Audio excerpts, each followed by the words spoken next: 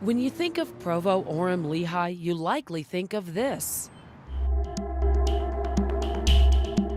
Not scenarios like this. Spit it out. Spit it out. If you're down here to buy dope, this is what happens. Spit it out. No, you got a bindle right in the back of your throat. Spit it out. Seems so sad. It's tragic. Yeah, I mean, it's destroying families. Lieutenant Phil Murphy showed me piles of heroin. That's probably about, $10,000 worth of heroin right in there. Seized by the Utah County Major Crimes Task Force. Your task force had a goal this year, 2014, to take 10 pounds of heroin off the streets. Where are you at? We wanted to investigate cases with ultimately a 10-pound connection.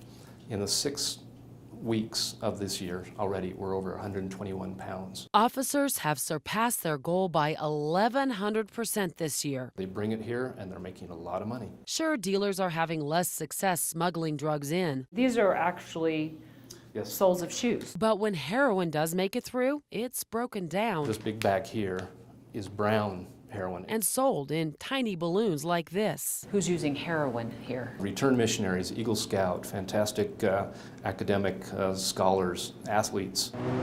And I found out Utah County addicts don't always buy in their own backyard. No, instead they'll hop in the car and drive 100 miles round trip to a drug-ridden area of Salt Lake City, just a few blocks west of Pioneer Park. Oh, why did I get cash? Here, people risk their freedom Every time we do it, it's the same thing. for a fix. They come in from all over, literally pull curbside, make eye contact with the right person, and do a hand-to-hand drug transaction from the window of your car like a drive-up. Over 300 bucks. In fact, sometimes you can spot the dealers with drugs in their mouths, and you know what? Users still buy them. What did you think you were buying? It is often prescription pill use. Schedule 2 controlled substance, that's a third-degree felony. 15 milligram morphine pill. That leads to heroin abuse because heroin can be easier and cheaper to get. And this woman tells us the buyers who come here are chasing happiness. I wish they'd find another way to be happy because they don't look happy. Are you happy? I'm happier than most of the people here. That was one of the scariest days of my life when I realized I was hooked. I was addicted. Utah County resident David Cryer spent a decade driving to Salt Lake City to feed his habit. You were trying to balance being a good father and being a heroin addict. Didn't go so well, though. It doesn't. It just can't. Cryer used prescription painkillers after surgery, and when those ran out, he turned to heroin to cope with personal struggles. And at $15 for a couple days supply, it was affordable. A lot of people hide their feelings, okay? And if you're hiding your feelings to numb them out, it's even better. Then you don't have to hide them because you don't have them. They're frustrated in life. They don't feel good.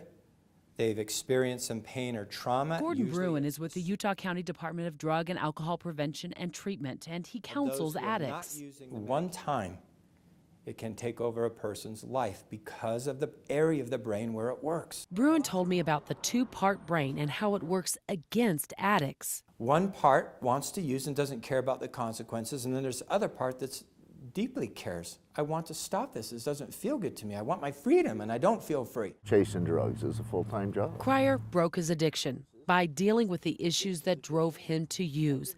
And Lieutenant Murphy says that is the real solution. Beefing up narcotics units or making more arrests is not. The root of the evil here and of the problem is getting to find out why people have to even take the substance.